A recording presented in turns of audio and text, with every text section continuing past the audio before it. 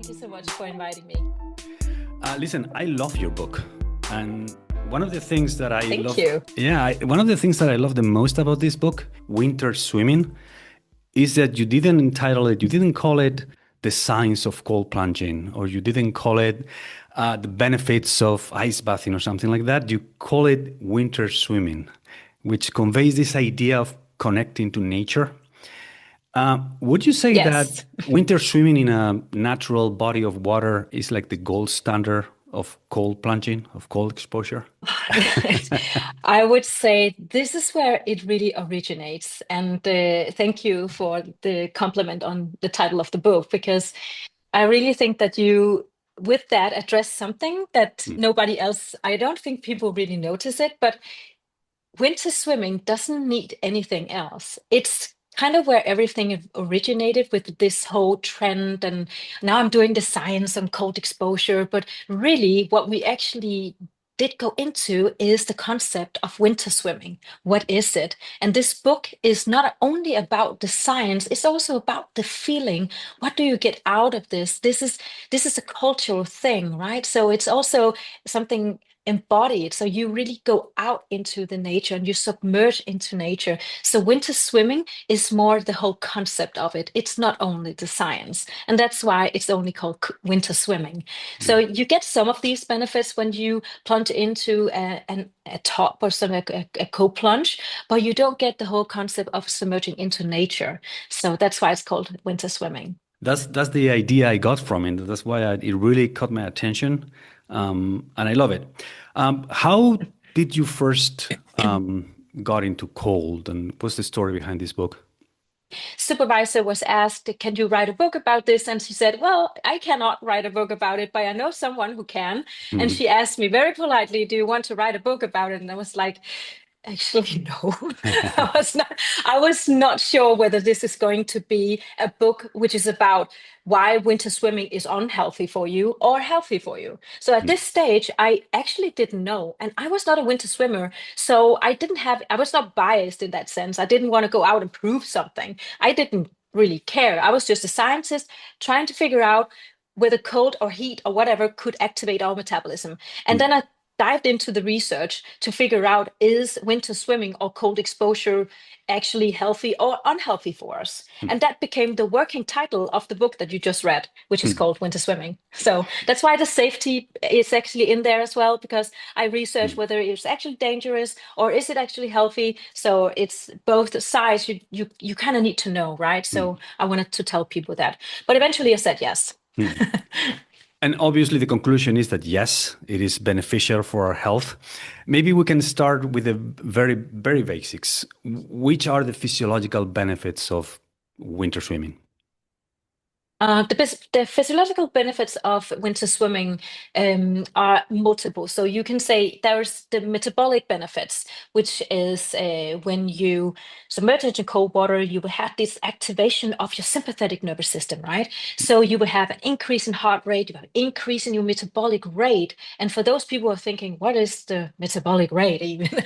That is when you burn your fat and your sugar from your bloodstream because you have cells in your body which are trying to keep you warm. And for that, it needs fuel, just like an engine, right? So these cells in the body takes glucose and it takes, so that is sugar and fat from the bloodstream as fuel to activate heat in the body.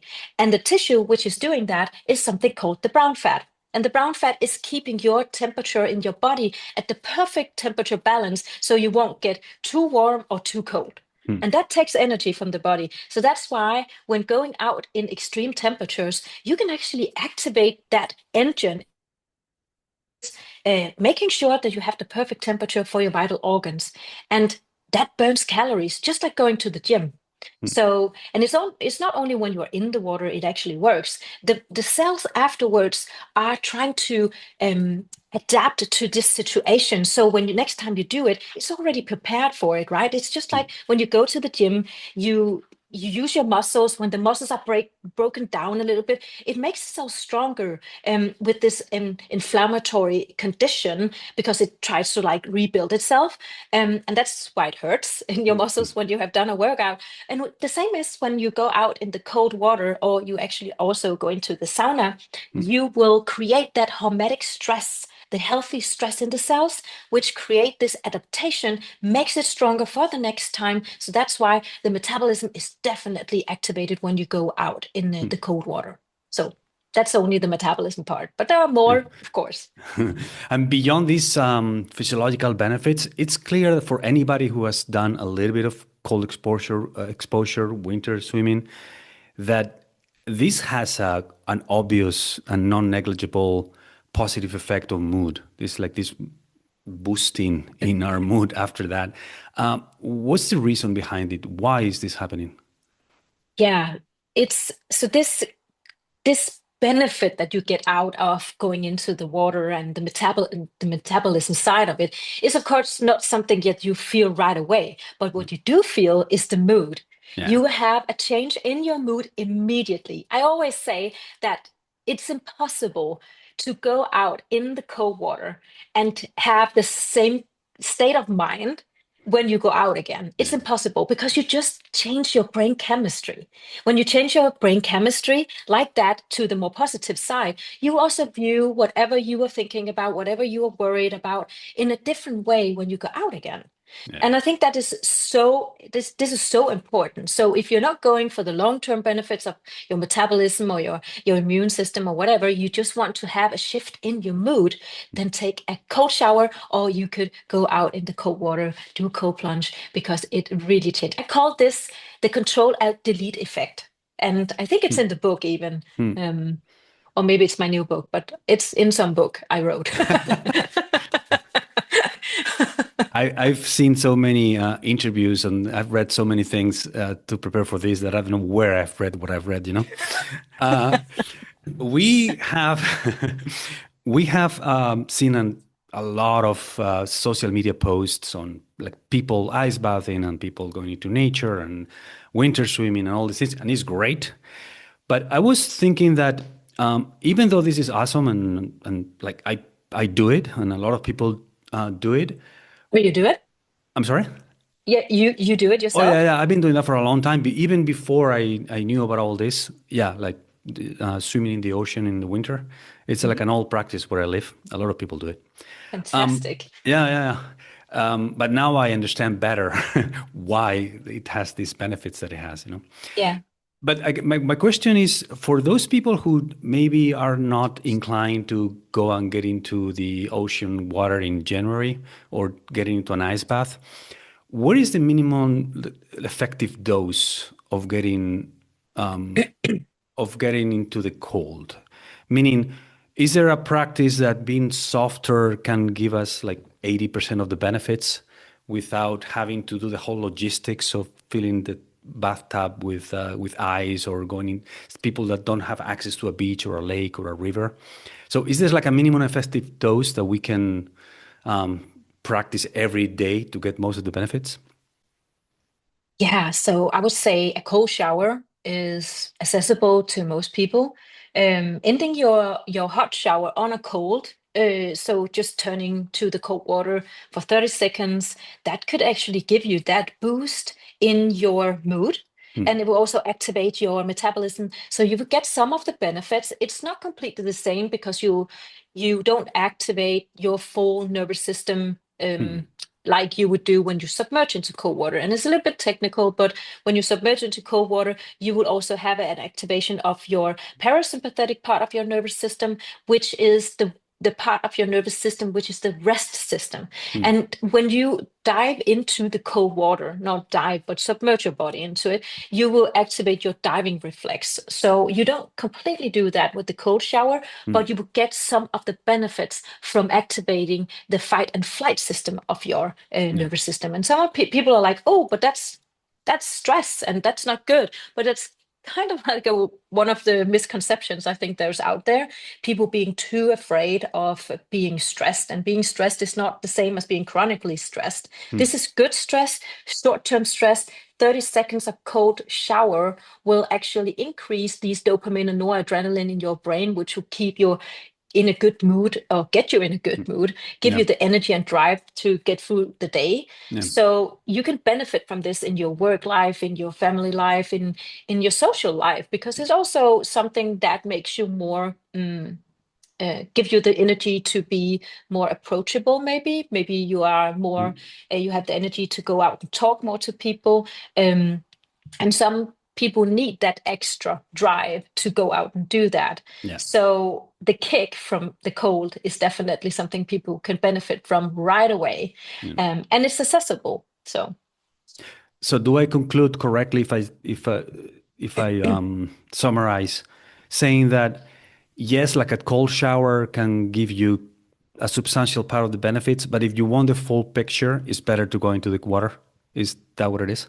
Yeah, Yeah. I would say there's definitely also more studies on going in submerging into cold water compared The to the shower. scientific studies in showers. We don't have that much research on it yet.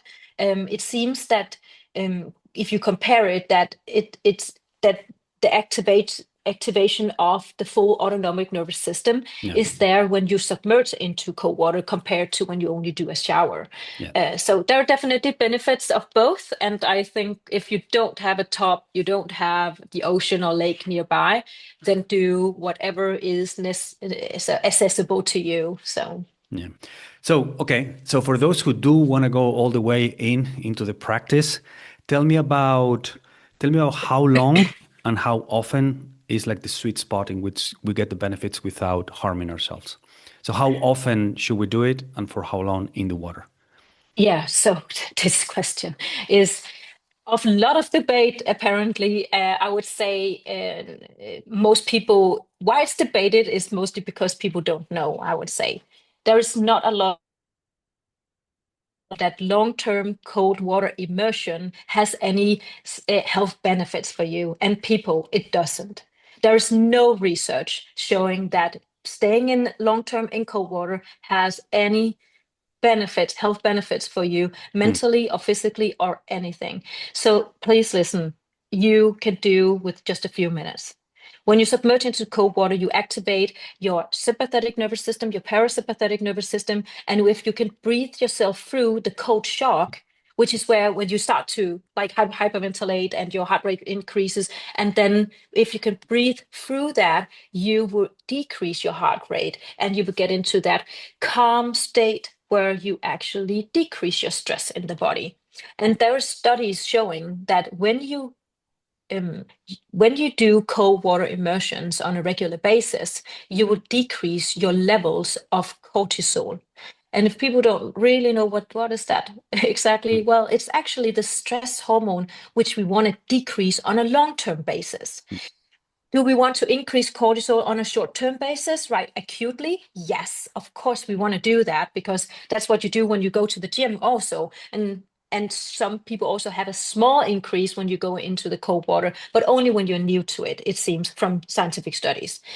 You actually decrease the long-term cortisol levels on a long term. So you do want to do that because that decreases also the risk of lifestyle diseases. We know that this is correlated. Hmm. Cortisol levels being high, then you also increase the risk of obesity, type 2 diabetes, and even all mental diseases as well. Hmm. So you do want to decrease that. Hmm. Submerging into cold water is something that people But will then benefit from, but shortly, but only surely, shortly. what does that mean? I'm gonna try to push you in the Just a corner few there. minutes, just a Like few two minutes, and minutes, one, two, 2 minutes, three, something like that. something like that. You Okay. don't have to, uh, I mean, look at your watch, have something that shows you how long you stayed in the water, because suddenly when you have practiced this a few times, then you'll be sitting there for maybe 8, 10 minutes, Yeah. and it's not necessary. You Yeah. you must know it's Yeah. right. It's like time vanishes from you. But what happens when you stay in the cold water for that long is that you decrease the temperature too much in your core. Yeah. And it's not like it does that immediately, but when you cool your skin that much, you don't have to cool it that much actually to activate these cold receptors. Hmm. that is necessary to get the health benefits. But when you stay there for a longer time, you just cool your inner organs. Eventually, when you get up, you will have something called the afterdrop, and the afterdrop is cooling your inner organs. So stay away from long-term exposure, even though some people think it's a competition or they should stay longer. Longer is better, but it's not when it comes to cold and heat. These are extreme temperatures, and that is something that we can benefit from if we just use it in a small dose. I hope it's clear. Yeah. So people, this is not a competition, just a few minutes. Yes. More is not better. No. What about less is more? Less is more. Less is more in this case, right? What about is there any difference in the effects by doing it in the morning, in the evenings? I know this is very specific, but people love to know these things. Is it better to do it in the morning or in the evenings? Is there any difference? I actually I love this way of thinking about it. So when I did this research, and when I started to become a winter swimmer myself, I had to try it out. I mean, they were all the winter swimmers in Denmark were like writing me, "Hey, Susanna, you have to do this when you're doing the research." And I was not a winter swimmer. I was just looking. I was just standing on the jetty and like observing them and being like, "Wow, this looks so dangerous and looks so weird. Why are people so happy about this?" I started doing winter swimming, and eventually I started out doing it in the morning, which gave me all this drive and energy, and I because then I had all that all day, and by the afternoon I could feel that if I started to do it in the afternoon again, I would just have that energy and drive in the evening. So one day I tried it out, and it was just like coffee for me. Coffee is something I don't drink after 4 or 5 in the afternoon. Definitely not after 5, because then I cannot sleep.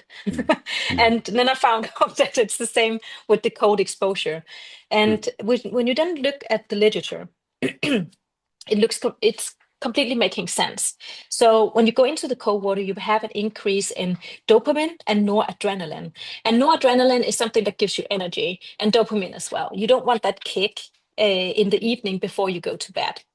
What you can do is doing your cold exposure in the morning, your cold shower in the morning, but then in the evening, you should do something else. You should do the sauna, do something with heat. It could also be a sauna blanket. This is something you can purchase online somewhere. And these can actually help you increase the temperature in your body. And that will make your body scream to just dump all the heat, because you want to dump the heat to fall asleep.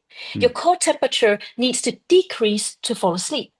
So it's kind of like counterintuitive in the evening that you want to decrease your core temperature, and then you should expose yourself to some kind of heat. But actually, it works. It does work. You sleep like a baby when you have a sauna in the evenings. Yeah. You sleep like a baby. Do you have a sauna? Yes. Yeah, I'm like full in the whole practice. Fantastic. I'm full into the whole practice. Something that I read in your book also that was very interesting to me that I didn't know is that there is a threshold. As the water temperature goes down, there is a threshold beyond which the feeling of how cold the water is increases very suddenly. Meaning that as the temperature of the water goes down, the perception of how cold it is not linear. All of a sudden at 15 degrees, you explain in the book, at 15 degrees, it really feels cold all of a sudden. And when I read it, it's like, yeah, it's so true. Like if you go to the beach and the water is at 24 degrees and the following day is at 20 degrees, you don't feel that much of a difference. But if one day you go and the water is like 18 and the following day is at 14, it's the same 4 degrees, but it feels like another world of how much colder it is, right? Yeah. Do you think there is a physiological reason or like an evolutionary reason for this? So why is that? Because it does, like, I realize that it's true, but I've been asking myself, why would that be physiologically? Is there a reason for this? Yes, I would Yes. say it's about adaptation. So when we adapt to a situation, we are built to adapt. That is like built into our DNA. We were involved in cold and heat, and we survived ice ages and heat waves. So our DNA is made to be able to balance that temperature. you can say, extremes. Mm. So we have to be able to adapt. So as soon as you expose your body to some kind of danger, we will try to adapt to that situation because it might Mm. happen again. And then we want to be stronger and prepared so we can survive. So the body just prepares itself. So when you go into, you mentioned, let's say 24 degrees Celsius hot water, I would Mm. say, Yeah. the body reacts to it as if it's like, oh, this is a new situation compared to the air temperature, and then it adapts to that. Then you go out again the next day in 20 degrees Celsius hot, cold water, something between. Um, and the body would be like, oh, I tried this before. It's a bit colder. Let's adapt to that. Mm. And then when you go into cold water, which is 50 degrees Celsius, the body will be more adapted to the situation. This is familiar to the body. The temperature might be colder, but you have done it before. So the body gets faster and faster at adapting to the situation because the environmental factors is submerging into cold water or submerging into water, Mm. and you just get adapted to that. And our body is so fast at Yeah. adapting to new situations. We are built to this. We are built for adaptation. It doesn't matter if it's cold water or if it's heat in the sauna. We are so fast at adapting to the situation. Mm. But that is also a slippery slope, right? So it might be that some that shorter is better and necessarily not colder is better. You Yeah. don't have to go down to 0 degrees. Some people think that this is a dose of temperature going down and timing going up, which will be better for you. So it's a slippery slope where you at the end cannot really feel the cold anymore because you're so adapted to it. Your blood vessels are getting so good at contracting Yeah. that you don't even feel it anymore. So just be mindful around what is healthy and what is not healthy. Eventually, it can become something that which has nothing to do with health. Yeah. So the body needs to be reminded of the cold. Let's say it that way. Reminded Mm. of the cold, and the adaptation slowly is super good. So if you live in a country where you are able to use the seasons, then just keep going from the summer, and then you will adapt to the cold water much more Yeah. lightly, I would say. Yeah. Progressively. Yeah. So you were talking about adapting to the cold. To what extent, like obviously when you start doing this for a while, you get used to it and it's easy, it gets easier and easier. But I have always asked myself in what proportion this is physiological adaptation of the body and to what extension it is a mental game. So to what extension you get used to suffering in a way, or you Yeah. it's familiar, it's a familiar feeling, so you just don't think about it. And to what extension is a physiological adaptation? Is this 50-50? Is there what part is mental and what part is physical? Mm, yeah, I like that question because I think they follow along.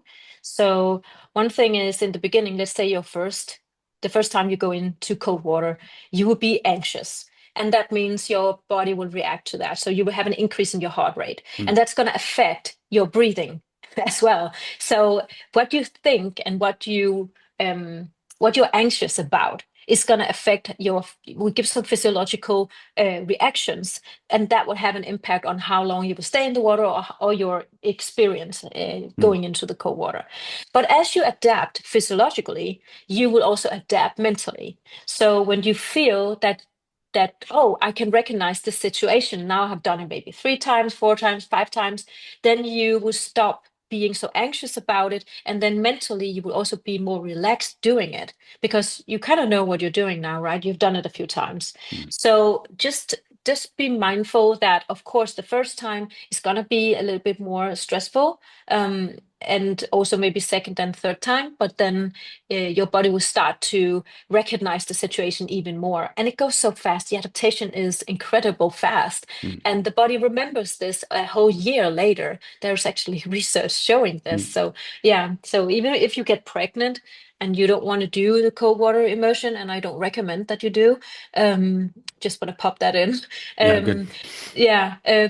But as a pregnant woman, just take a pause on Yeah, it yeah. and wait the 9th month or maybe 3 more, and just go start up again, because this is something that is once in a lifetime. You are pregnant, and you don't want to harm your baby, we frankly don't really know what's happening when the little baby is in there. So, but after that, I would say it's mentally and it's physically, and they work together.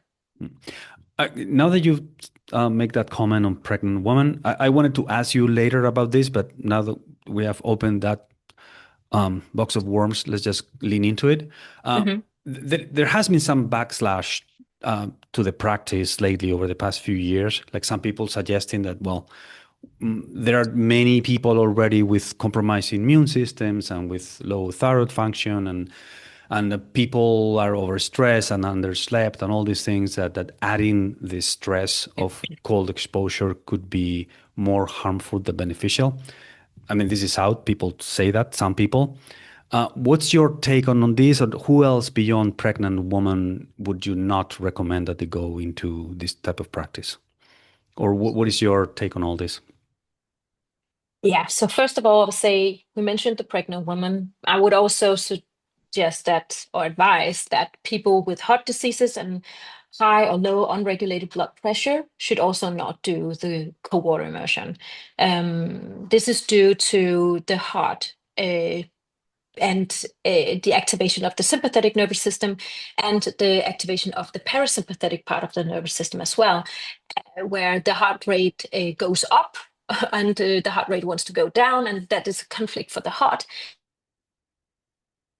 as to the heart, which is no problem if you are healthy and there's nothing wrong with your heart. Then that is okay, because it's very short term and it doesn't create any harm to you. So this is tested. But if you have heart diseases or unregulated high blood pressure or low blood pressure, then this might be not a good thing for you. So I think there's been a lot of like, and of course this happens that people talk online and they create their own narratives in this, but Yeah. I think there's lacking a lot of research when it goes specifically to some specific diseases and whether this is good or bad for you. We still need to be humble about that and say, hey, there's that we don't know. But as well as I'm as a researcher saying we don't know, then I also think that people online should stop saying they know.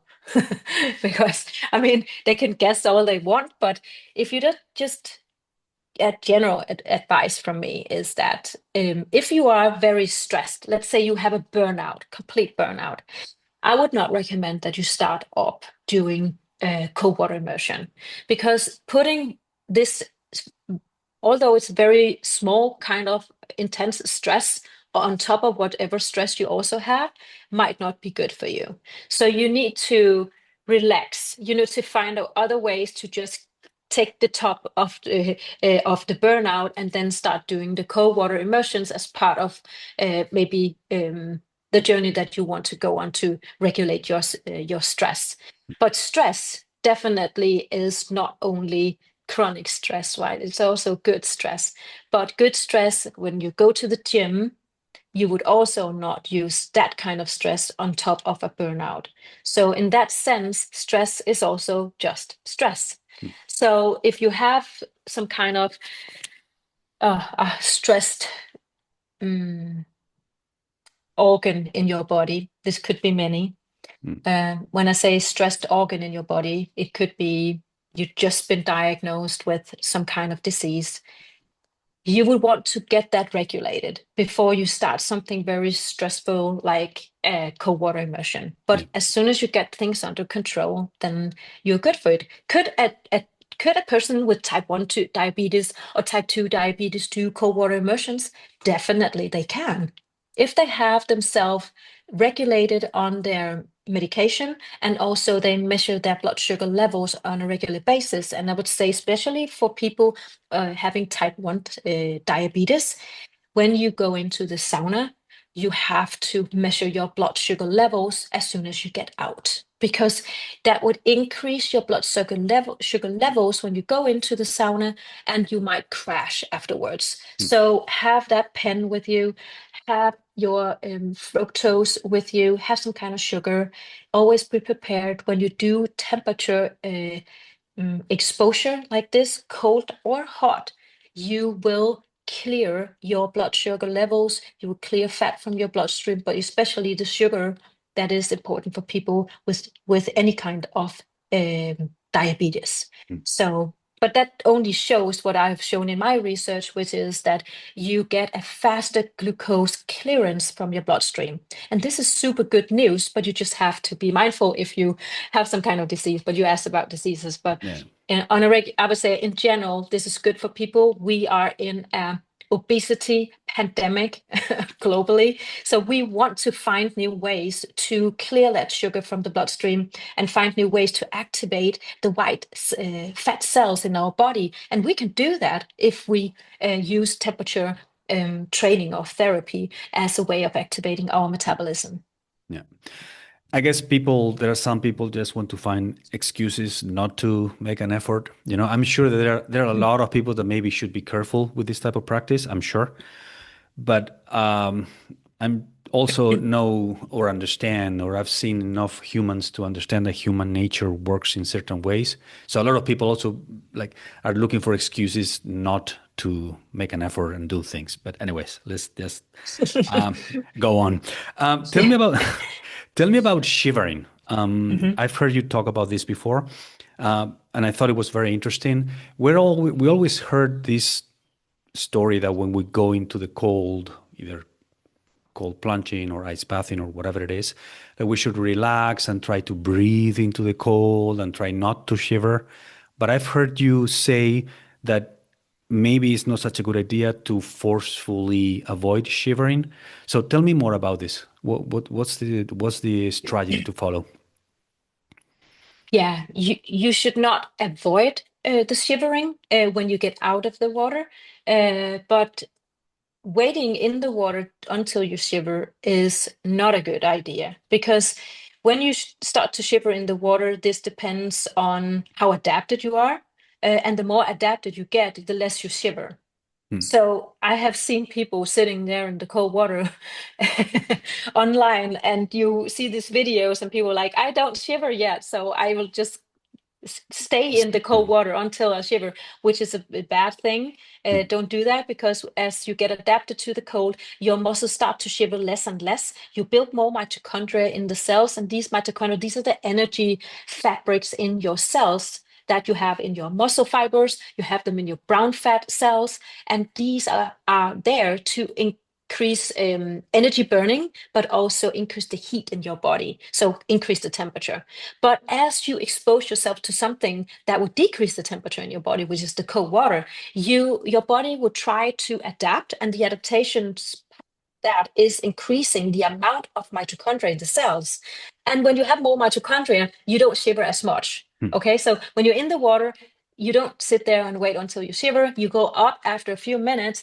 But I always say if you do contrast therapy, so when you alternate between the cold and the heat, that could be a sauna, that then end with the cold dip Hmm. because then you force your body to reheat naturally, and that is a super good thing.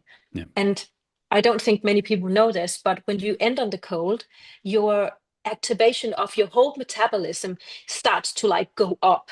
And you can get dressed and you can just go home and just keep moving, because that will also help your body to get back to that basic temperature, which the body wants to. But it takes energy. And that is what you have to think about. It's a workout for your body where you're not really doing anything, but you're Yeah. just getting the extra money out of your cold exposure. And you can stop that by going into the sauna. You can do that, but I would just suggest that you don't let your body reheat naturally because that is so good exercise for your body. Yeah. I did want to ask you about that, about the Soeberg principle. Yeah, Maybe you can tell me it more. has a name even. It has a name. Yeah. Um, but before that, And I didn't invent it. I just want to say that. I but invented the concept, but I didn't name it. So yeah, it's, somebody did. Somebody did the yeah, Soeberg yeah, principle. Uh, yeah. Professor Andrew Huberman, we want to say that. Thank you, Andrew. was he the one that actually that gave you the name? Yeah, Was he coined the name. Yeah, he asked me about these questions, these practices, and then I told him why people should end on the cold, and he said that that's something he had heard about or read about in the literature. So he coined it the Soeberg principle. so he coined it. I didn't know Yeah, yeah, that. yeah. Oh, you thought I did that? No, No, I no, no. I didn't. just No. thought somebody else did. Neither Yeah, you okay. nor him. Yeah, yeah, Tell me more about saunas and tell me about the Finnish sauna cohort. It's so interesting. yeah. I think so too. Yeah, Um, yeah. People need to know. Amazing, right? People need to know about this. Yeah. Please go ahead. So the Finnish Sauna Cohorts started, yeah, that's like 25 years ago. And some researchers asked people in Finland where they do a lot of saunas. They do, almost everybody is doing sauna there, and it's a part of their culture. So they followed 2,500 or 2,300 sauna bathers for these 20, 25 years and made a follow up each year to measure on all their health outcomes. And when they had done that for, I think it was like 20 years, in 2015, they published a paper where they looked at mortality. If people who did sauna each day, every day, or maybe just one, two, three, 4 times a day, or up to each day, so 7 times a day, a week. I mean, Mm, if they had a better health outcome. And what they found was so interesting. They saw that if you do 2 to 3 times per week, you will have a lower risk of cardiovascular diseases compared to if you only did one sauna each week. And that doesn't mean that one sauna each week is bad for you. It's just because they measured this up against a control group who already did sauna. And I think that is fantastic that they did that. They didn't choose a unhealthy population mm, to measure up against because of course you will have good results, but they actually measured it up against those who already did once a week and compared that. So 2 to 3 times a week had a 40 39% lower risk of cardiovascular diseases. And if you did 4 to 7 times sauna each week, then you will have an almost 50% lower risk of dying early compared to those who only did once a week. So it's like the enormous, you could say, health benefits that you get from doing sauna, almost on like a dose response relationship. So the more you can do, or the oftener you can do it, so each day maybe, then you will have a cardiovascular workout, because that is actually mm, the explanation for this, right? yeah. So when you do sauna, you will increase the heart rate, you will sweat, and this is the physiological reaction which is increasing your health benefits or lowering the risk of cardiovascular diseases. And there's actually studies showing that this corresponds to a zone 2 workout. Mm, So you can actually do this workout without moving a muscle, just sitting yeah. in the sauna Yeah. and have that. I don't say that you should not work out. I just say you can add it on to that, and you will have an additional um, lowering component to your risk of diseases, but also lowering that mortality is fantastic that you can do that just by sitting in the heat. Yeah. And I think people need to know this. This is like a very long longitudinal study, which is it's called. We don't have that for the cold yet, but it will be very interesting Yeah. to have that one day. And we also need some more research which shows exactly what's going on with the women. The health science in women is not as big or as great in this space, but there are some research out there showing the difference between men and women when it comes to cold and heat exposure. And there's also some misconceptions out there. You mentioned some of them, but Yeah. Yeah. but for women, it's just the same. Do just a couple of minutes, and then you're also good. But Yeah. within your cycle, you could also. I'm just answering something else now, but because this study from Okay. Finland was just on men, and that Yeah. is why I want to say that's actually also the Uh, same for women. yeah. But the women should just think about it as you can do the same as men can do. It's just that you don't have to stay in the cold water, for example, as long as a few minutes or more than a few minutes, but it's the same recommendations that we do for men. Yeah. The only thing I would say for women is that when you are in your cycle, um, be mindful about when you do the cold exposure and the heat exposure, because you're more sensitive to stress when you have your period or you're in your luteal phase. Mm. So sorry for just busting that in on It's top okay. of your It's Finnish okay. sauna study. I just wanted to get it in there because so many people ask me this. Yeah. Good information is good information. Um, um, so given the health benefits and mood boosting effects of cold immersion, and given the amazing benefits of sauna, do you think, or there's any study about this, uh, if the compounding effects of both practices have some sort of exponential benefits, meaning it's not arithmetically added, like the benefits of cold, benefits of sauna, put it together. Is it has it some sort of compounding effect by doing them together? I don't know if it makes sense the question, or if there is any No, studies no, that about. is a really good question, and that is exactly what I researched in my PhD. Okay, So yeah, that that I didn't know. Eh? That's a no, so coincidence. I researched in my PhD contrast therapy. So the alternation between the cold and the heat. And what we see here is when you push your body right after another, so one extreme temperature to the other extreme temperature, you are also pushing your cardiovascular system, which is a super good workout. If you're healthy, that is completely fine. And of course, it takes more energy. And as a PhD in metabolism, I always want to talk about energy. Yeah. I want to talk about if we could burn some energy. And also, of course, it's interesting what energy you put in. But in my PhD, we really went into burning energy. So, Mm, how could we lose body from the cold to the heat? So, contrasting is within a short time frame. Really a great workout for your body. mm, You need to adapt so quickly, and when your body needs to adapt from one extreme temperature to the other extreme temperature, that takes energy. You need to switch fast. The cells need to be fast at like either increasing the temperature in the body or actually get rid of heat mm, in the body. So those two extremes are energy demanding, you can say. So that's where you burn out the energy. So yeah.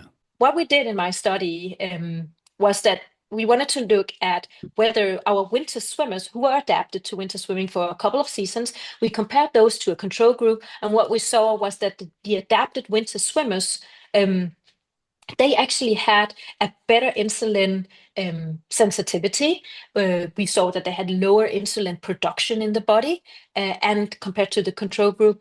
And they also were faster at clearing glucose from the bloodstream. Mm, And that's amazing. This is what you want to see because then you're further away from getting diabetes. And type 2 diabetes is really a problem these yeah. days. So you want to do some kind of um, exercise which will help you get further away from that. And so these two groups actually exercised, both of them. They were young, healthy, but what they did not have in common was the winter swimming and using the sauna. And they did this 2 to 3 times per week. So, of course, for people who haven't done this before, doing this 2 to 3 times per week might be much to push into your calendar. Yeah. Maybe you have family, maybe you have small children. I mean, Mm, start with 1 times a week. But what we saw was that only 11 minutes in total of cold water immersion per week divided on these 2 to 3 days and with multiple dips on these 2 to 3 days, corresponding to 1 to 2 minutes, then you will have these benefits that I just mentioned for you, it's amazing. and even more activation of the brown fat. Mm, What we also saw that only 57 minutes of sauna per week was enough. Also divided on these 2 to 3 days, and with multiple saunas on these 2 to 3 days, then we saw these health benefits. So pushing your body from one extreme temperature to the other is super good. But the next question I often get is, what if you don't have a sauna and a cold plunge next to each other? Can we do it on different days? And you can, of course you can, and you will get so many health benefits out of that as well, and some similar effects, I would imagine.